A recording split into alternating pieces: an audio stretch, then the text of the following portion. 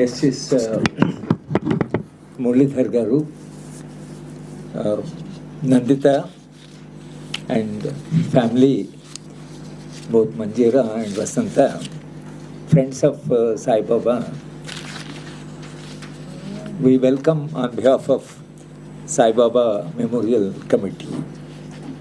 This is the first memorial lecture we are organizing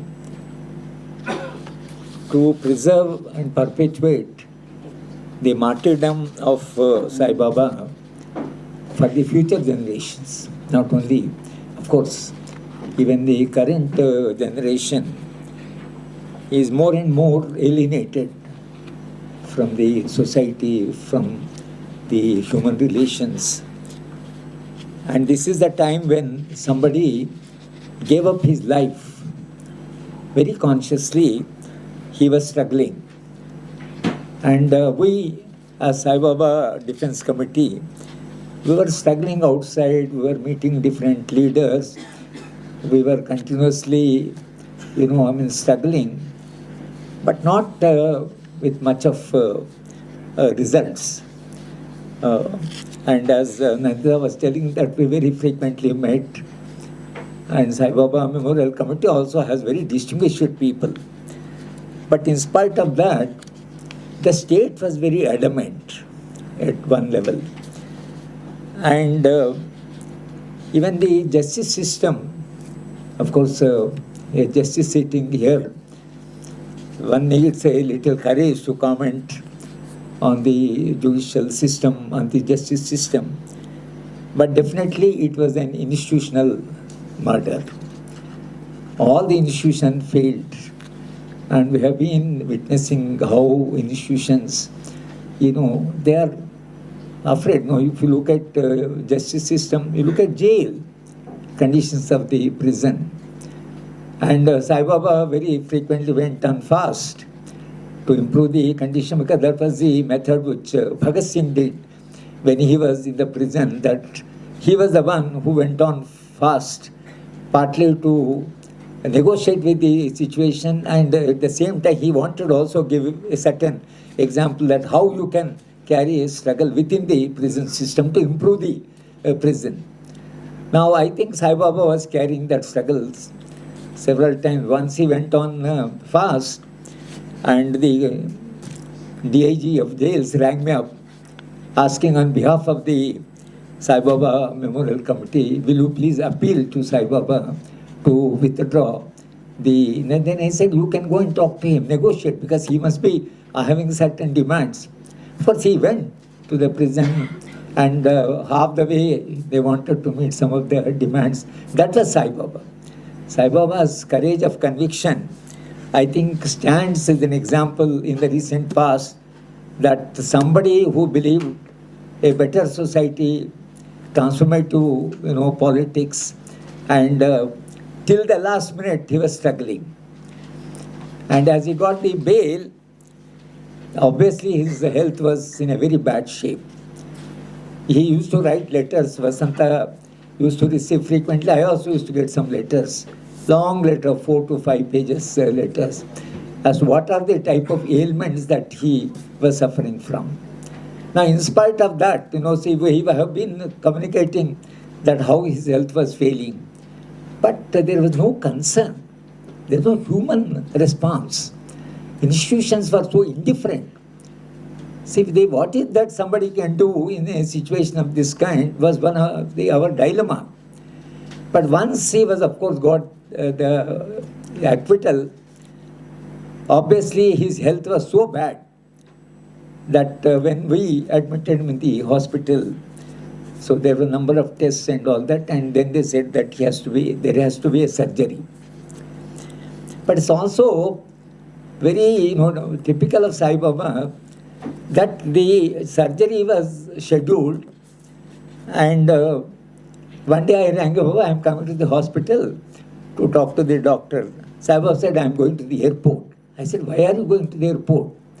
They said, no, my case is coming up before the court about reinstatement in Delhi University, and I have to be present.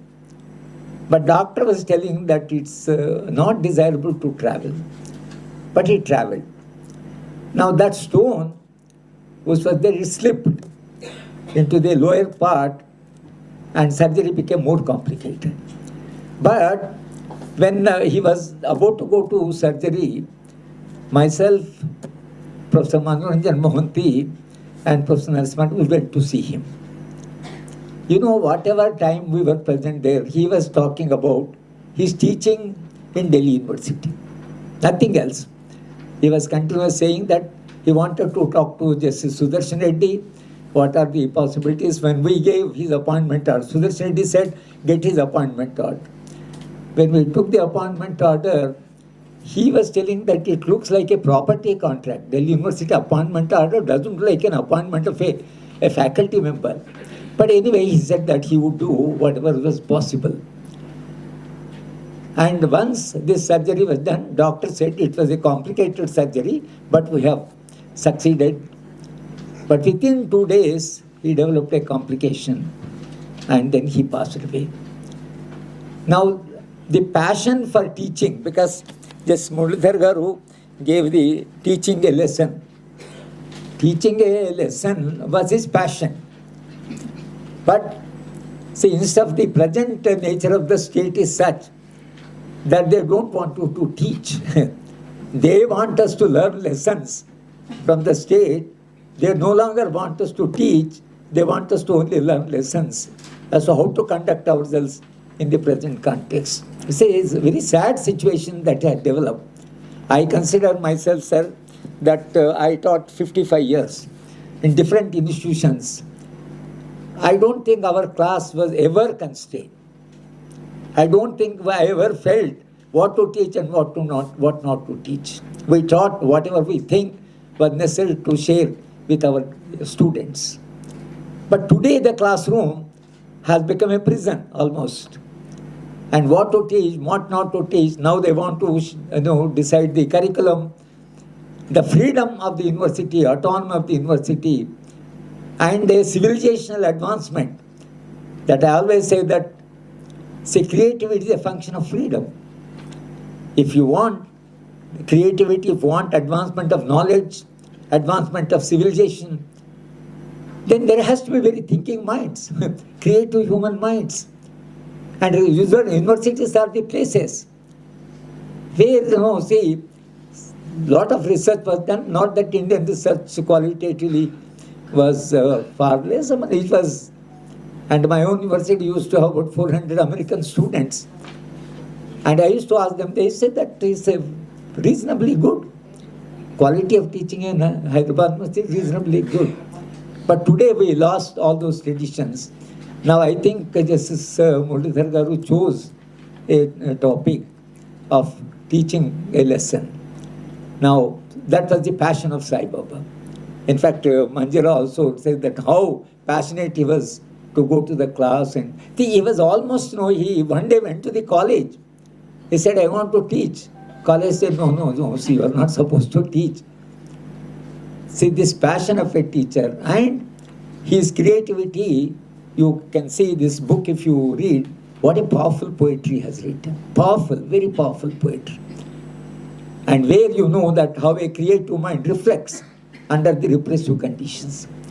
That's precisely the reason why Saibaba's sacrifice, Saibaba's courage, Saibaba's vision of a society, an alternate vision of society, these are all the values that have to be preserved and they have to be passed on from generation to generation. I am sure that Saibaba's memory will remain for a very long time to come, from generations to come, like Bhagat Singh's sacrifice.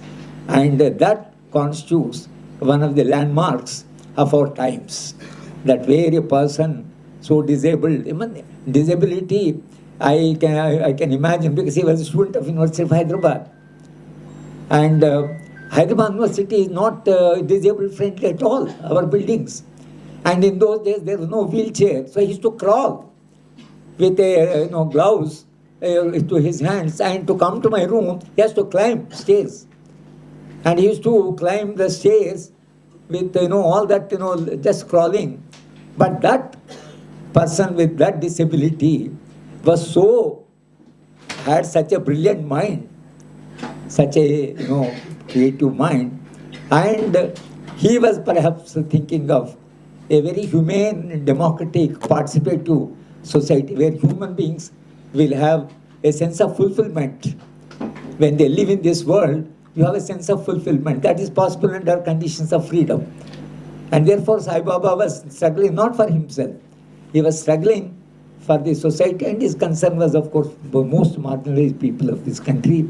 Therefore, all the friends who have come, as Nandita appealed, that our secretary of our committee, Saibaba Defense Committee, is still behind bars.